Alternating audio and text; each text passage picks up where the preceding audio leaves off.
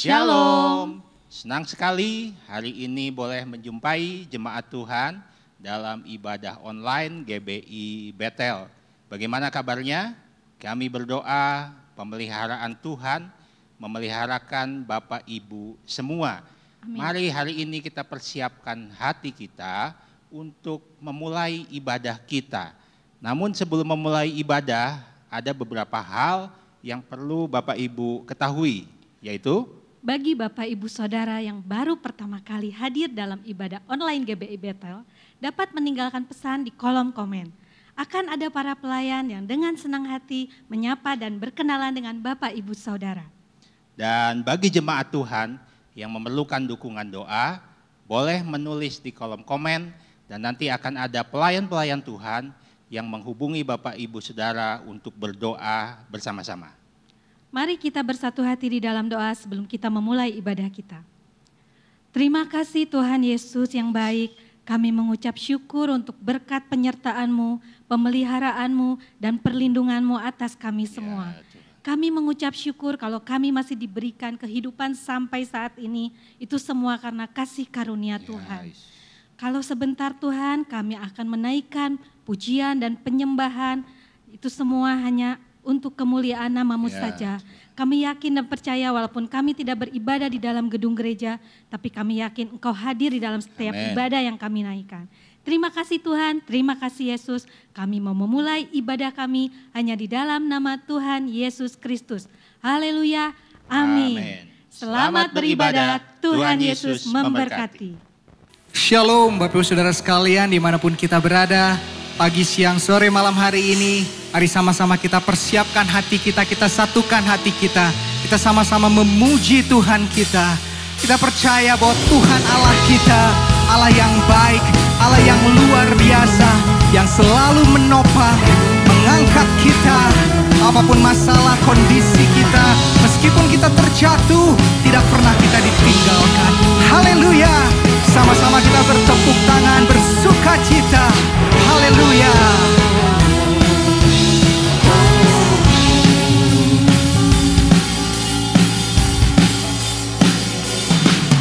Tuhan menetapkan langkah-langkah orang yang hidupnya berkenan kepadanya. Apabila ia jatuh, tak sampai tergeletak, sebab Tuhan menopang tangannya. Sekali lagi kita katakan, Tuhan menetapkan langkah-langkah orang yang hidupnya berkenan kepadanya.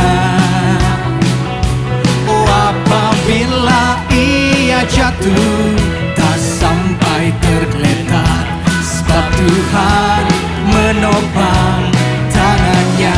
Mari sama-sama lambaikan tanganmu. Tangannya, oh tangannya, sebab Tuhan menopang tangannya. Apabila ia jatuh, tak sampai tergeletak, sebab Tuhan menopang tangannya.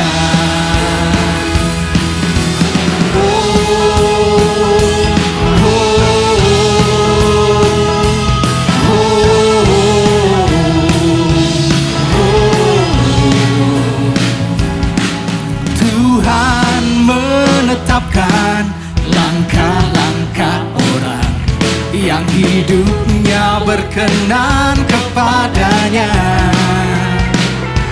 Apabila ia jatuh, tak sampai tergeletak, sebab apa?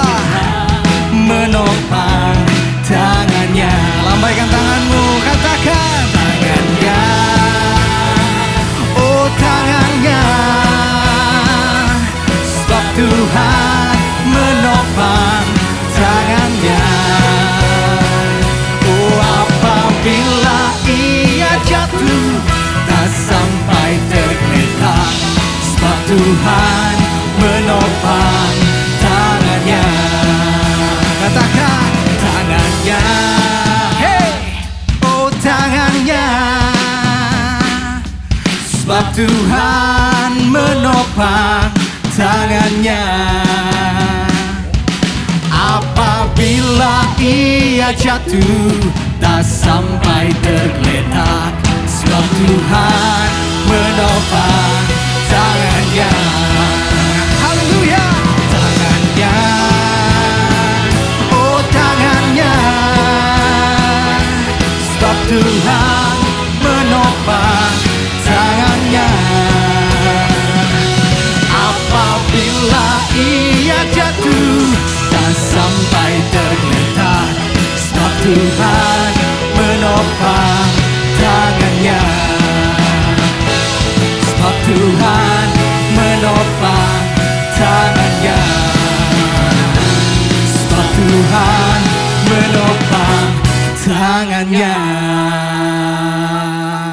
Berikan sorak-sorai tepuk tangan.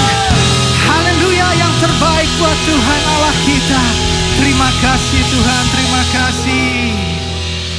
Tuhan Allah kita Tuhan yang luar biasa, amin. Sama-sama kita siapkan hati kita lebih lagi, kita masuk dalam hadirat-Nya. Terima kasih Tuhan, firman-Mu berkata ya Tuhan, dari masa ke masa, dari waktu ke waktu, Kau selalu setia dan tidak pernah meninggalkan setiap kami ya Tuhan. Dan kami percaya ketika kami berjalan terus dalam kebenaran-Mu, Kau ada bersama kami ya Tuhan. Haleluya. Terima kasih Yesus.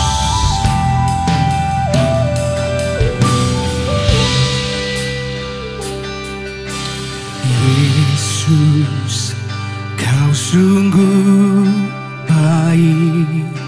Yesus, nama-Mu indah. Yesus, ku cinta Kau selalu, ku tinggikan, ku agungkan selamanya. Yesus, Kau sungguh baik. Yesus, nama-Mu indah. Yesus, ku cinta Kau selalu, ku tinggikan, ku agungkan selamanya. Ku mau memuji-Mu, ku selalu puji-Mu, ku mau menyembah-Mu, ku selalu sembah-Mu.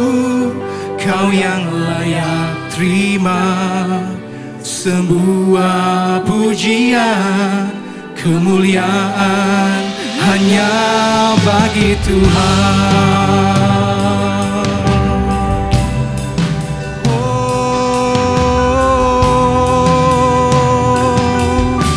Mari sama-sama kita katakan, Yesus, Kau sungguh baik.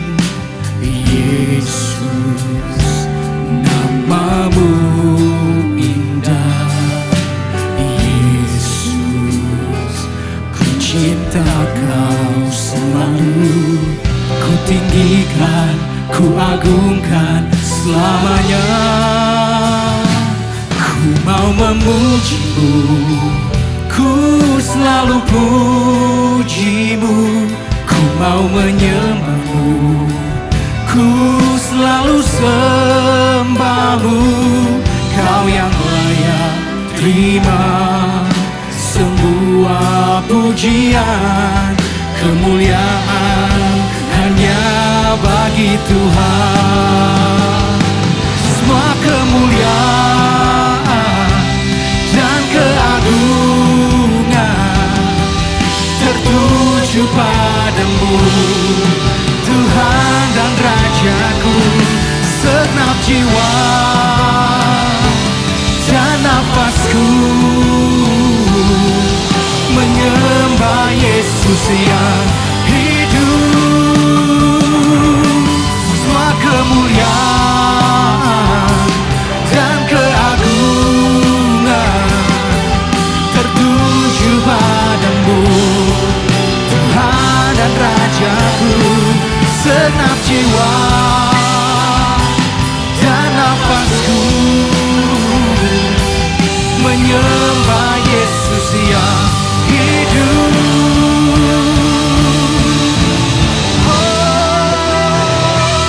Ku mau memuji-Mu, ku selalu puji-Mu, ku mau menyembah-Mu, ku selalu sembah-Mu.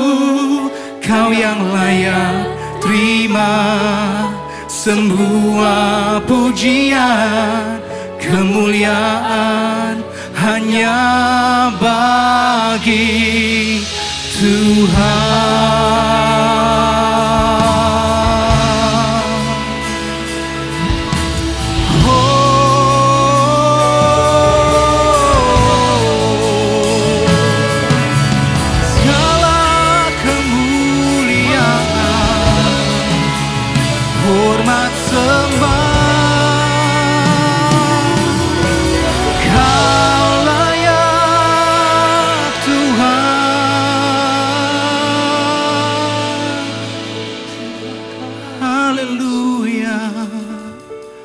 Kasih-Mu memenuhi tempat ini, hati kami Tuhan. Tak mau ku jauh dari Roh-Mu. Haleluya.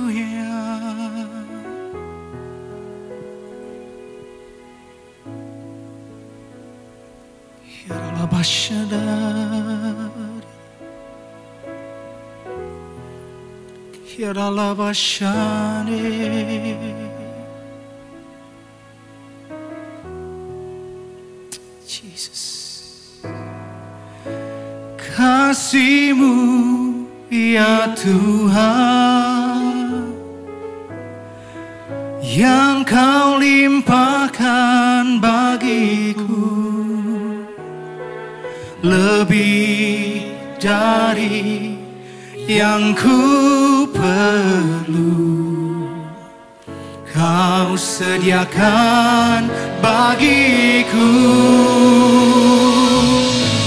Ku sembah Kau Tuhan sepanjang umur hidupku. Sepanjang umur hidupku.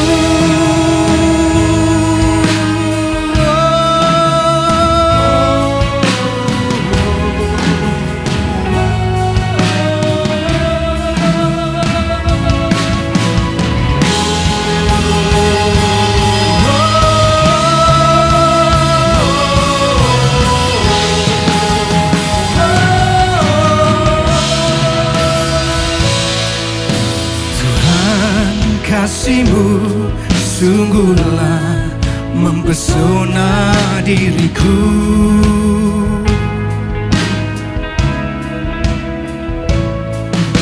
Tuhan, kuasa-Mu sungguhlah menggetarkan hatiku.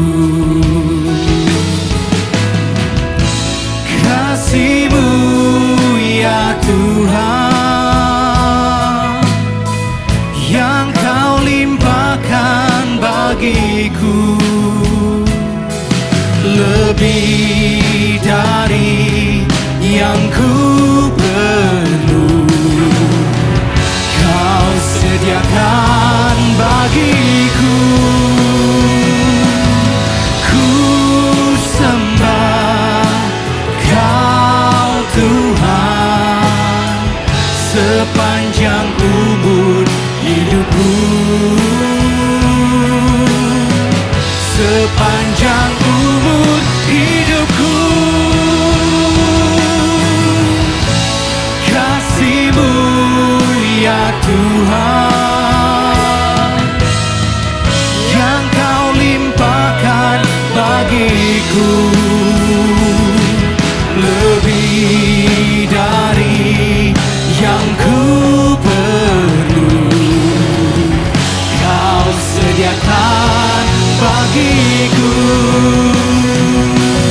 Ku sembah Kau Tuhan sepanjang umur hidupku, sepanjang umur hidupku.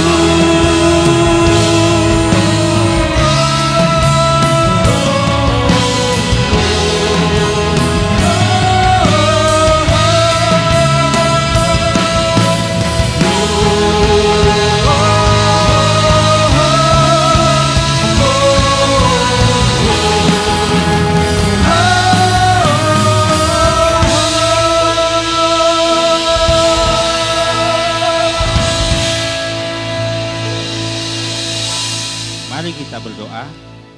Tuhan, kami bersyukur untuk ibadah hari ini. Biarlah puji-pujian yang kami naikkan boleh menyenangkan hati Tuhan. Sebentar kami akan mendengarkan firman Tuhan. Kami mau mempersiapkan hati kami terbuka seperti tanah yang subur yang akan ditanami oleh benih firman-Mu.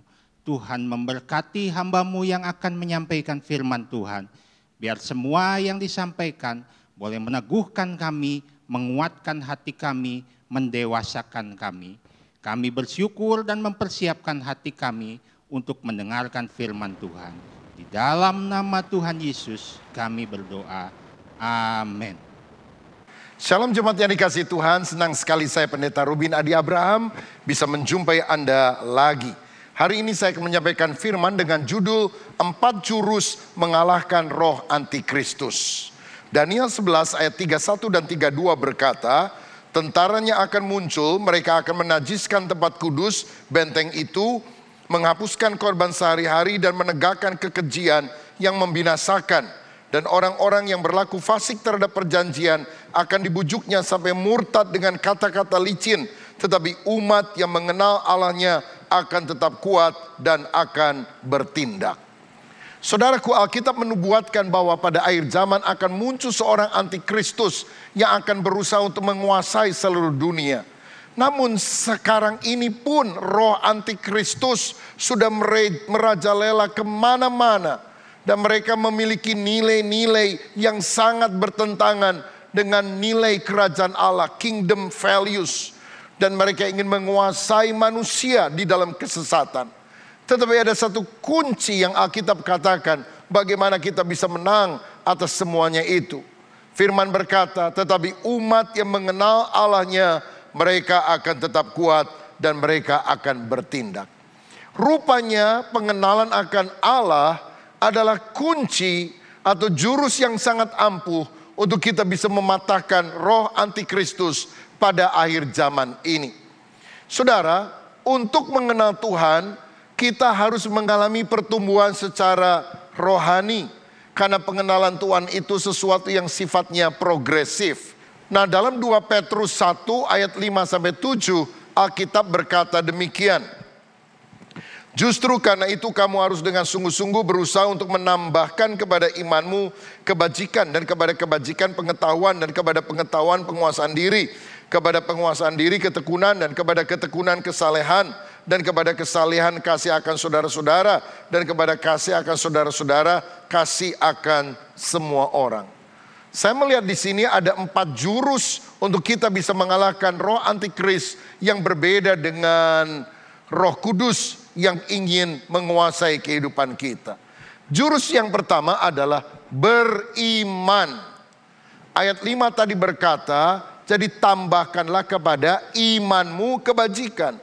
Jadi poin yang pertama untuk kita menjadi pengikut Kristus sejati dan menolak roh antikristus adalah kalau kita beriman. Apa itu beriman? Beriman artinya percaya bahwa Yesus adalah juru selamat. Dan orang yang percaya bahwa Yesus adalah juru selamat akan memiliki hidup kekal. Barang siapa percaya kepadanya tidak binasa melainkan beroleh hidup yang kekal. Dan Yohanes 1 ayat 12 mencatat bahwa orang yang percaya kepada Yesus diangkat menjadi anak Allah. Dulu kita adalah budak dosa. Tapi kalau kita bertobat dan percaya kepada Yesus, kita menjadi anak Allah, anak raja di atas segala raja. Status kita berubah.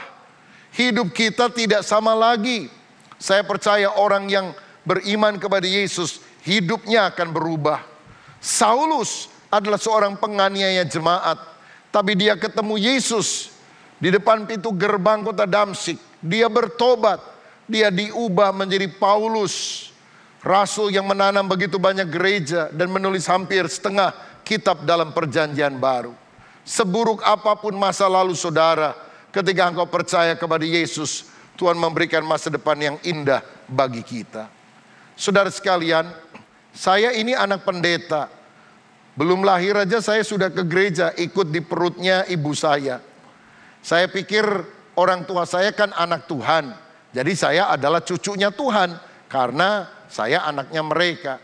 Tapi rupanya Allah tidak pernah punya cucu, Allah hanya punya anak. Maksudnya setiap orang itu harus bertobat secara pribadi, menerima Yesus sebagai juru selamat.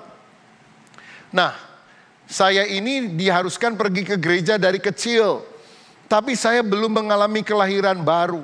Sampai satu kali pada waktu liburan saya pergi ke Surabaya, mau bermain dengan sepupu saya di sana. Ternyata setelah sampai dia bilang besok saya mau ikut retreat 4 hari. Jadi kamu ikut saja, sebab kalau nggak ikut, nggak ada teman yang mengajak kamu main selama 4 hari. Akhirnya saya terpaksa ikut, saudara. Lalu ikut retreat itu hari pertama, kedua, ketiga, keempat, dari pagi sampai malam. Menyanyi lagu-lagu rohani, mendengarkan khotbah. Aduh, saya rasa kesel karena di rumah pun malas ke gereja. Sekarang malah ikut retreat. Tapi malam terakhir ketika saya sedang mendengarkan khotbah dan saya lagi ngantuk-ngantuk, tiba-tiba ada orang kesurupan. Langsung teriak, "Ciat!" Dia datang ke mimbar, dia mau pukul tuh pendeta. Tapi pendeta dengan tenang berkata, "Dalam nama Yesus, setan keluar." Orang itu jatuh terpelanting berkali-kali. Dan kemudian akhirnya didoakan terus. Setannya keluar dan orang itu dibebaskan. Pendeta tutup Alkitabnya dan dia bilang, "Saya tidak lanjutkan khotbah, tapi saya mau menantang saudara. Karena kuasa Yesus lebih hebat dari yang lain. Siapa yang mau bertobat, siapa yang mau percaya kepada dia." Hari itu saya baru melihat demonstrasi kuasa Allah dipertontonkan. Dan saya membuka hati. Saya mengundang Yesus masuk di dalam hati saya. Sejak itu saya beriman, saya menjadi anak Tuhan. Saudara, biar engkau bukan hanya pergi ke gereja, ketemu dengan pendeta, ketemu dengan saudara seiman yang lain. Tapi biar engkau ketemu dengan Yesus. Karena sejak saat itu hidup saya berubah. Saya menjadi manusia baru di dalam Tuhan. Tetapi langkah kedua, untuk kita menjadi orang yang lebih kokoh di dalam Tuhan dan menolak roh antikristus, setelah beriman kita harus berpengetahuan. Firman Tuhan tadi berkata, "Jadi tambahkanlah kepada imanmu kebajikan, dan kepada kebajikan pengetahuan." Pengetahuan di sini tentunya bukan pengetahuan umum, matematika, fisika, kimia, alias mafia. Tapi pengetahuan akan firman. Sebab orang yang lahir baru, dia akan rindu firman bagaikan bayi yang rindu akan susu yang murni. 1 Petrus 2 ayat 2 berkata, "Dan jadilah sama seperti bayi yang baru lahir, yang selalu ingin akan air susu yang murni dan yang rohani, supaya olehnya kamu bertumbuh dan beroleh keselamatan." Setelah saya bertobat, saya juga rindu akan firman Tuhan. Saya beli Alkitab baru, saya baca setiap hari, saya garis bawahi ayat-ayat yang penting. Saya baca berulang-ulang dari Kejadian sampai Wahyu. Dan saya punya moto, no Bible, no breakfast. Tidak baca Alkitab, nggak sarapan pagi. No Bible, no bread. No Bible, no super me. Saudara sekalian, kita harus mengisi dengan makanan rohani lebih dulu sebelum mengisi dengan makanan jasmani. Sebelum saya lahir baru, saya sudah disuruh tiap hari baca Alkitab oleh ayah saya. Kalau nggak mau baca Alkitab, nggak boleh makan pagi. Di samping Alkitab disediakan rotan. Kalau nggak mau baca Alkitab, di rotan malah. Waduh. Tetapi dulu saya baca Alkitab terpaksa. Setelah lahir baru, saya membaca Alkitab dengan sukacita. Bahkan kemudian saya rindu mengenal Tuhan dan firman-Nya lebih dalam. Itulah yang mendorong saya untuk melanjutkan studi di bidang teologia di sekolah Alkitab. Untuk S1, program S2, bahkan program S3. Karena kerinduan untuk mengenal Tuhan dan firman-Nya mendorong hati saya untuk belajar. Hosea 4 ayat 6a berkata, umatku binasa karena tidak mengenal Allah. Dalam terjemahan lama dikatakan umatku binasa karena tidak berpengetahuan, lack of knowledge. Saudara, berapa banyak orang menemui kebinasaan, tidak memiliki hidup kekal karena kita tidak mengerti Tuhan dan kehendak-Nya. George Barna Group, sebuah kelompok peneliti kekristenan di Amerika Serikat, menunjukkan bahwa pada masa ini generasi Y, milenial, dan Z, yaitu orang-orang pada usia remaja hingga dewasa muda, hanya 4 sampai maksimal 6% yang punya biblical worldview. Artinya mereka hanya 4-6% yang ngerti prinsip-prinsip Alkitab yang dijabarkan di dalam firman Allah. Karena rupanya mereka tidak belajar tentang apa yang ada di dalam Alkitab. Dan ini tentu sulit untuk membuat orang bertumbuh. Satu kali setelah habis kebaktian, ada seorang yang datang kepada saya dan berkata, Pak Pendeta, bolehkah saya minta didoakan? Lalu dia cerita masalahnya. Saya bilang, percaya apapun yang terjadi Tuhan punya rencana yang baik. Kamu harus tetap tekun, setia seperti Ayub. Ingatkan kisah Ayub, dia bingung. Dia bilang, siapa ya? Wah, saya harus ceritakan kisah Ayub yang ada dalam Alkitab. Rupanya dia nggak pernah ke sekolah minggu, dia nggak pernah dengar cerita Ayub. Tidak punya biblical worldview. Tidak punya prinsip-prinsip pola pikir mengatasi masalah berlandaskan firman Tuhan. Saya ngomong lagi, kita ini harus setia kepada Tuhan. Bahkan di tengah ancaman seperti Sadra, Mesa, Abednego dilempar ke dapur api, tapi justru mereka dilindungi Tuhan. Orang itu bengong lagi. Saya tanya, ngerti nggak Sadra, Mesa, Abednego siapa? Nggak tahu. Saya akhirnya harus menjelaskan lagi. Jadi seperti guru sekolah minggu ini. Saudara sekalian, betapa pentingnya orang dari sejak kecil mengenal firman Tuhan. Dan masa yang paling baik untuk mengajar orang kisah-kisah Alkitab dari Kejadian sampai Wahyu adalah pada masa sekolah minggu. Jangan cuma dengar cerita si kancil dan pelanduk, saudara sekalian. Tapi harus mengerti firman Tuhan. Sebab kalau sudah lewat masa sekolah minggu, tidak ada lagi kesempatan untuk kita secara berurutan mendengar kisah-kisah Alkitab. Dan orang yang mendengarkan kisah Alkitab punya pengetahuan akan firman, itu akan lebih teguh ketika godaan datang. Misalnya, ketika dia menjadi seorang pemuda, dan kemudian ada godaan untuk berzina datang, maka dia diingatkan kisah Yusuf yang diganggu oleh istri Potifar. Tapi Yusuf lari keluar, bukan lari ke dalam, ataupun lari di tempat. Pada waktu dia menghadapi tantangan yang besar, rasanya sudah di luar ambang batas kemampuannya. Dia diingatkan kisah Alkitab. Daud yang kecil mengandalkan Tuhan, menang atas raksasa yang bernama Goliat. Pada waktu orang-orang mulai mengancam, penderitaan aniaya datang, kita diingatkan kisah Stefanus yang tidak mau menyangkal Kristus, sehingga akhirnya dia melihat Yesus berdiri di sebelah kanan Allah Bapa menyambut dia. Saudara, betapa pentingnya kita mengerti pengetahuan firman Tuhan yang membuat iman kita makin bertumbuh. Itulah yang mendorong hati saya untuk kita bisa membangun The Journey, sebuah museum Alkitab yang modern dengan peralatan canggih, supaya kita bisa show the Bible, menunjukkan Alkitab, kisah dari Adam Hawa sampai pada kenaikan Tuhan ke sorga dan kedatangannya kembali, kisah dari Kejadian sampai Wahyu. Sebab orang mungkin pada masa kini agak enggan membaca Alkitab yang tebal, tapi kalau mereka bisa masuk ke tempat itu dan melihat museum Alkitab modern, mata rohaninya dicelikan dan mereka akan ditantang untuk percaya kepada Yesus Kristus. Saudaraku, roh antikris ingin menarik kita jauh daripada Tuhan dan kebenaran. Tapi ada jurus untuk mengatasi roh antikris sehingga kita bisa berkemenangan. Yang pertama, kita harus beriman. Yang kedua, kita harus berpengetahuan. Tetapi yang ketiga, saya lihat kita harus berkarakter Kristus. 2 Petrus pasal 1 tadi, ayat 3 dan 4 berkata, karena kuasa ilahinya telah menganugerahkan kepada kita segala sesuatu yang berguna untuk hidup yang saleh oleh pengenalan kita akan Dia yang telah memanggil kita oleh kuasa-Nya yang mulia dan ajaib. Dengan jalan itu Ia telah menganugerahkan kepada kita janji-janji yang berharga dan yang sangat besar, supaya olehnya kamu boleh mengambil bagian dalam kodrat ilahi dan luput dari hawa nafsu duniawi yang membinasakan dunia.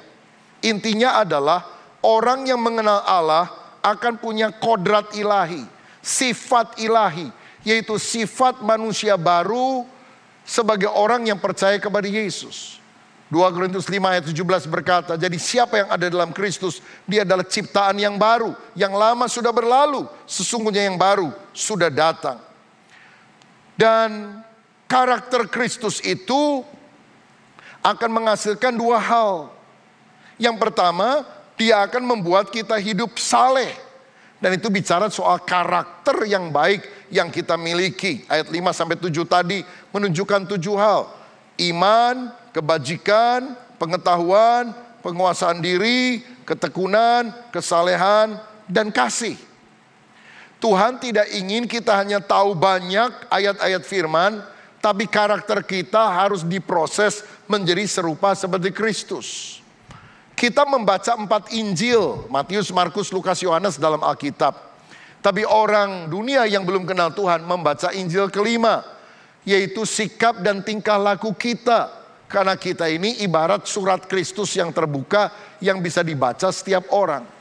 Saudaraku, hati yang bertobat hanya Tuhan yang lihat. Tapi buah pertobatan harus bisa dilihat oleh orang lain. Dan apa yang dilihat orang lain yang menunjukkan kita sudah bertobat lahir baru? Yaitu buah-buah pertobatan. Karakter yang saleh yang makin hari makin seperti Tuhan Yesus. Tetapi saudara sekalian, yang kedua, kita juga selain hidup saleh akan luput dari hawa nafsu duniawi. Yang pertama berkaitan dengan karakter seperti Kristus. Yang kedua bicara soal moralitas yang tinggi, sehingga kita bisa menang atas godaan hawa nafsu dunia yang menyengsatkan kehidupan kita. Dan kita bisa berkemenangan mengatasi segala nafsu lewat kuasa firman yang kita baca. Dan Roh Kudus yang memberikan power, kemampuan untuk kita taat akan kebenaran firman. Misalnya waktu orang lain menjelek-jelekan kita, kita mau balas, firman mengingatkan kita, kasihilah musuhmu, berdoalah untuk orang yang menganiaya kamu. Kita gak mampu, tapi waktu kita doa, Roh Kudus memberikan kasih ilahinya dalam kehidupan kita. Sehingga kita bisa berkata seperti Yesus, Bapa ampunilah mereka, mereka tidak tahu apa yang mereka perbuat. Saudara, orang-orang yang dekat dengan Tuhan, seperti Daniel, digoda untuk kompromi dengan dosa, tapi dia menjaga integritasnya, karena dia punya karakter yang ilahi. Godaan moralitas, pornografi, perzinahan, dan hal-hal yang bertentangan dengan firman, makin nyata hari-hari ini. Bahkan dunia makin menerima LGBT, pernikahan sesama jenis, laki-laki dengan pria, perempuan dengan wanita. Dan kalau mereka nikah sesama jenis, mereka mengadopsi anak, karena nggak mungkin mereka punya anak kan. Lalu anaknya kan bisa bingung, mana papanya, mana mamanya. Jadi mereka mengusulkan sebutan untuk orang yang menikah secara sejenis dan kemudian mengadopsi anak, bukan mom and dad, tapi parent one and parent two. Orang tua satu, orang tua dua. Apa enggak gila dunia ini saudara sekalian? Tapi kita bisa mengalahkan roh antikristus dengan cara apa? Berkarakter Kristus. Kita memiliki kehidupan yang saleh dan moralitas yang tinggi. Dan yang terakhir, yang keempat, bagaimana supaya kita bisa mengatasi roh antikristus? Jurus yang keempat, selain beriman, berpengetahuan, berkarakter Kristus, kita juga harus berguna.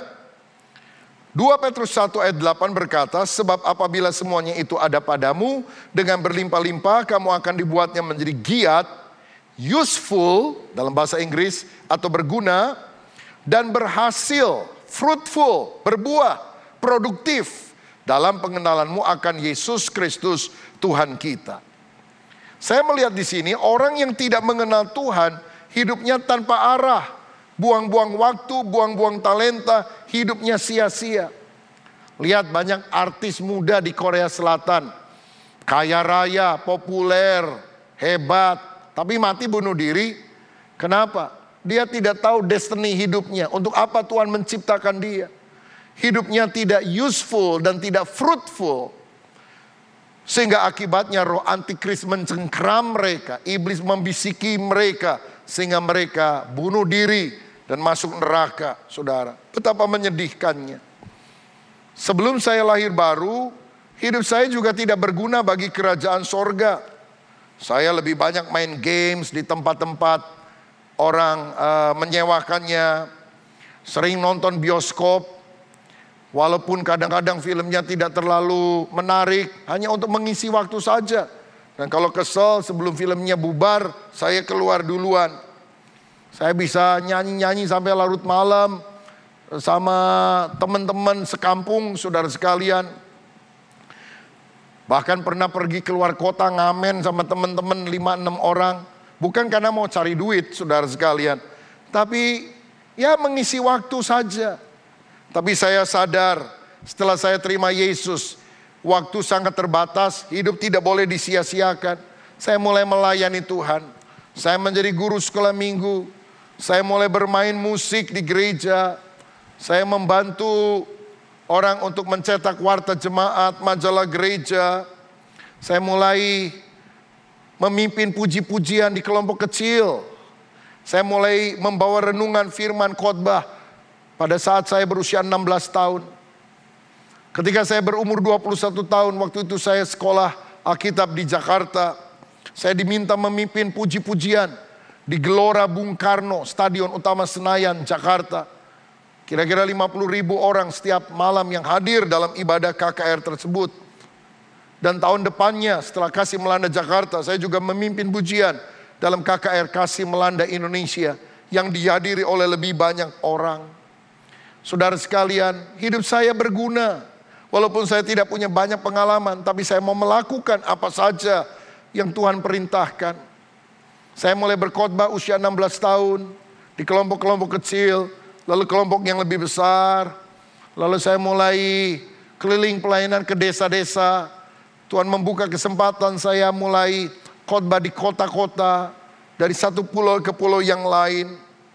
Kemudian saya juga diundang pergi ke luar negeri dan memberitakan Injil sampai hari ini. Pada masa muda saya, Tuhan mempercayakan saya menjadi pemimpin kegerakan anak-anak muda di Jawa Barat. Dan kemudian saya diminta untuk menjadi Ketua Departemen Pemuda dan Anak dari Sinode Gereja Bethel Indonesia. Dan selama 2 periode saya mendorong anak-anak muda di mana-mana untuk lebih mengasihi Tuhan Yesus Kristus. Ketika saya berusia 30 tahun, saya mulai apa yang disebut sebagai STT Karisma pada masa kini. Melatih anak-anak muda untuk berpengetahuan firman, bisa melayani dan menyebarkan Injil kemana-mana. Ribuan orang sudah belajar di STT Karisma dan menjadi hamba-hamba Tuhan. Saudara, kalau kita sungguh mengenal Kristus, hidup kita bermanfaat untuk kerajaan Allah.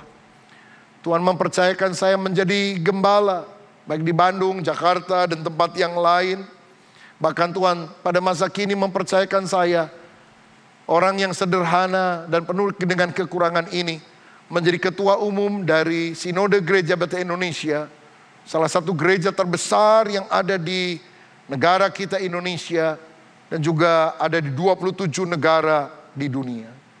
Saudara, saya percaya hidup yang sia-sia akan diubah ketika kita ketemu dengan Yesus. Jangan cari jabatan, jangan cari kedudukan, layani saja Tuhan dengan tulus. Jangan melayani untuk cari hidup, tapi hiduplah untuk melayani Tuhan. maka Tuhan akan membuka jalan. Beritakanlah Injil kepada rekan-rekanmu yang lain. Tuntaskanlah amanat agung Tuhan Yesus Kristus. Dan saya percaya waktu dia datang, kalau kita melayani dengan rajin, dengan tulus, dia akan berkata, baik sekali perbuatanmu, hai hambaku. Saudara, inilah 4 jurus untuk kita mengalahkan si antikristus. Dan ini juga merupakan 4 ciri dari orang yang sudah lahir baru, yaitu beriman, berpengetahuan, berkarakter Kristus, dan berguna untuk kerajaan Allah, dan juga untuk sesama manusia. Dan orang yang memiliki 4 jurus ini, yang merupakan ciri orang yang benar-benar lahir baru, tidak akan pernah menjadi pengikut antikristus pada akhir zaman.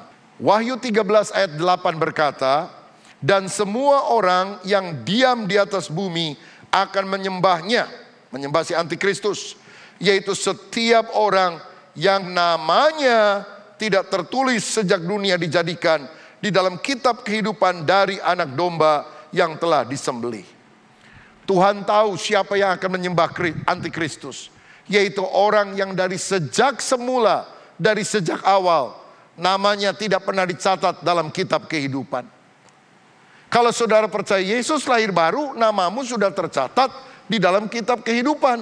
Dan orang yang namanya tercatat dalam kitab kehidupan, orang yang lahir baru, tidak akan pernah menyembah antikristus. Dan Tuhan sudah mengetahuinya, bahkan sejak dunia ini belum dijadikan. Sehingga kita tidak usah takut. Seakan-akan nanti antikris akan datang, waduh, akan menyiksa kita, nanti kita menyangkal Tuhan. No. Hiduplah di dalam 4B tadi. Beriman, berpengetahuan akan firman, berkarakter Kristus, dan hidup berguna bagi kerajaan Allah dan sesama. Saya percaya orang semacam itu akan menjadi murid Kristus sejati yang memberitakan kabar baik.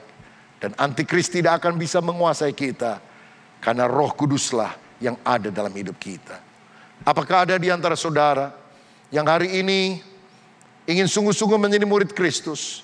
Bahkan seandainya antikris atau roh antikris itu mulai datang, kita tidak akan pernah menyembah dia. Kita tidak akan pernah menyangkal Kristus, karena kita sungguh yakin bahwa Kristus adalah Raja dalam kehidupan kita. Kalau engkau sungguh-sungguh mau bertumbuh di dalam Kristus, bukalah hatimu, jadikanlah Tuhan sebagai juru selamat, sebagai Tuhan dan Raja. Hidupmu akan diselamatkan, dan hidupmu akan berguna dan berbuah, useful and fruitful bagi kerajaan sorga. Tuhan Yesus memberkati. Saudara sekalian, sekarang kita akan nyanyikan sebuah pujian, dan biar kita mempersembahkan hidup kita untuk kemuliaan Tuhan. Menyenangkanmu, senangkanmu, hanya itu kerinduanku. Menyenangkanmu, senangkan hatimu, hanya itu kerinduanku. Tuhan, ku mau menyenangkanmu.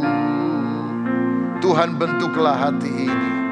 Tuhan, bentuklah hati ini. Amin.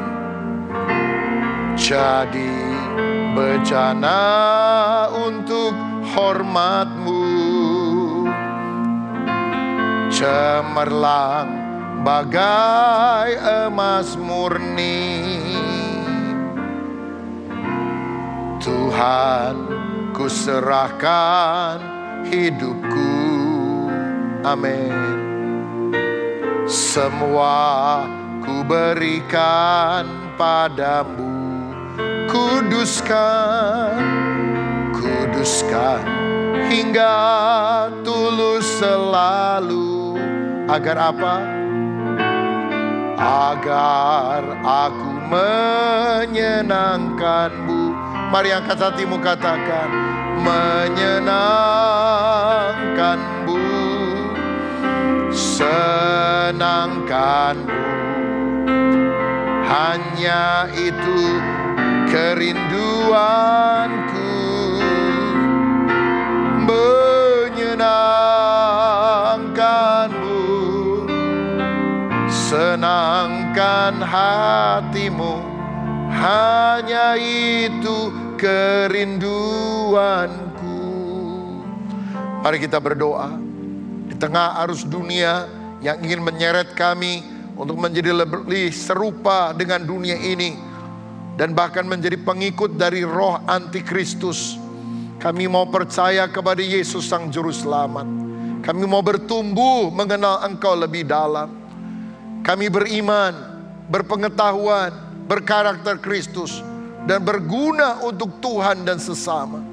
Saya percaya ketika kami memiliki sikap hidup demikian, kami akan menjadi pengikut Kristus sejati. Tuhan, kalau ada di antara kami yang ragu-ragu, apakah kami pasti diselamatkan atau tidak, biar kami bertobat dari segala dosa, membuka hati mengundang Yesus sebagai Tuhan dan Juru Selamat, lahir baru, terus maju di dalam Tuhan, sehingga yang kami ikuti bukan antikristus yang menyesatkan, tapi Kristus, Raja, Tuhan di atas segalanya. Dalam nama Yesus kami berdoa. Haleluya. Amin. Ikutilah Mesbah Keluarga bersama Pendeta Dr. Rubin Adi Abraham dengan tim secara live setiap hari Senin hingga Sabtu mulai jam 5 sore. Anda dapat mengikutinya melalui Instagram, Facebook, dan YouTube channel GBI Bethel Bandung.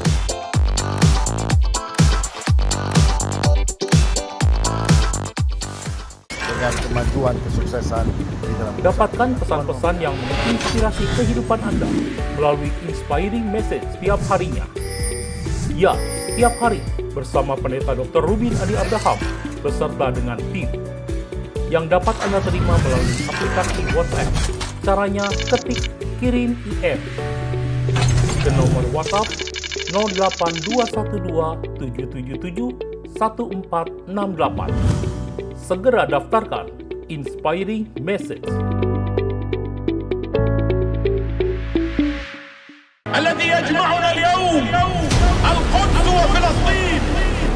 Tambah wawasan Anda melalui seminar teologi online bersama Pendeta Dr. Rubin Adi Abraham mengenai konflik Yerusalem dan masa depan dunia. Diadakan setiap Kamis 3, 17, dan 24 September jam 7 malam. Disiarkan secara streaming melalui YouTube channel Rubin Adi Abraham TV. Jangan lewatkan. Puji Tuhan, kita sudah mendengarkan kebenaran firman Tuhan yang menguatkan dan meneguhkan kita semua. Sebelum kita menyelesaikan ibadah kita, mari kita berdoa. Tuhan, kami bersyukur untuk ibadah yang diberkati Tuhan. Biarlah puji-pujian yang kami naikkan boleh menyenangkan hati Tuhan, dan firman-Mu yang sudah ditaburkan boleh meneguhkan dan menguatkan hati kami, menumbuhkan kedewasaan rohani kami. Kami mau berdoa untuk bangsa dan negara kami Indonesia di tengah-tengah pandemi yang masih berlangsung, di tengah-tengah ancaman resesi ekonomi. Kiranya belas kasihan yang daripada Tuhan membuat bangsa ini boleh keluar dari banyak permasalahan. Tuhan juga memberkati segenap tenaga medis yang sedang berjuang di garis depan. Kasih Tuhan memberikan kekuatan dan kesehatan. Kami juga berdoa untuk gembala kami, baik Om Julius maupun Pak Rubin sebagai gembala-gembala kami. Kiranya hikmat Tuhan, kekuatan dan kesehatan menyertai hamba-hamba-Mu ini, sehingga dimanapun mereka berada boleh menjadi berkat bagi banyak orang. Kami juga berdoa untuk seluruh pelayan yang terlibat dalam ibadah hari ini. Tuhan yang membalaskan segala jerih lelah mereka. Mari jemaat Tuhan, angkat kedua tangan-Mu, aminkan perkataan berkat yang Kau percayai terjadi di dalam hidup-Mu. Diberkatilah iman percayamu. Diberkatilah hidupmu, diberkatilah keluargamu, diberkatilah usaha dan pekerjaan dan studimu, kiranya damai sejahtera dan sukacita yang daripada Tuhan menyertai engkau mulai hari ini sampai selama-lamanya. Dalam nama Tuhan Yesus, mari kita semua katakan amin. Selamat hari Minggu, Tuhan Yesus memberkati.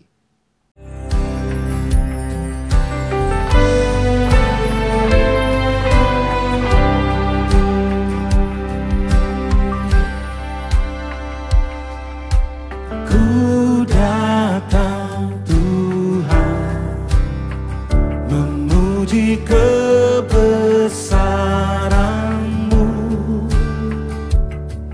Dengan segenap hati, tubuh jiwa rohku, dan ku menyembah-Mu.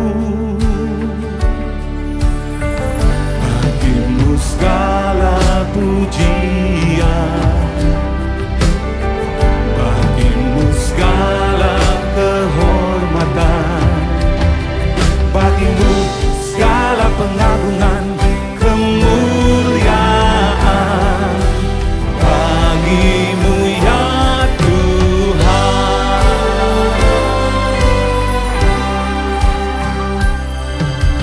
Ku datang Tuhan, memuji kebesaran-Mu. Dengan segenap hati, tubuh jiwa rohku, dan ku menyembah-Mu.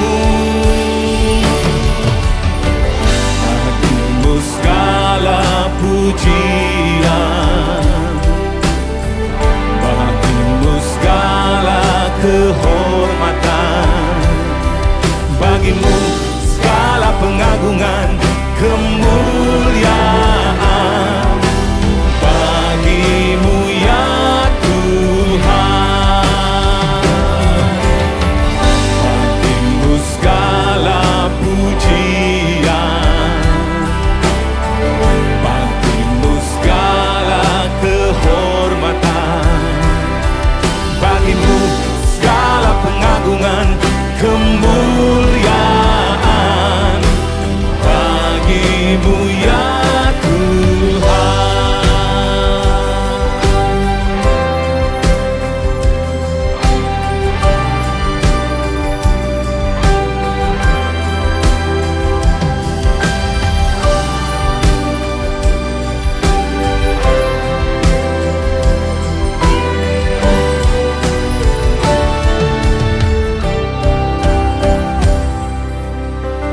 Bagimu segala pujian, bagimu segala kehormatan, bagimu segala pengagungan, kemuliaan, bagimu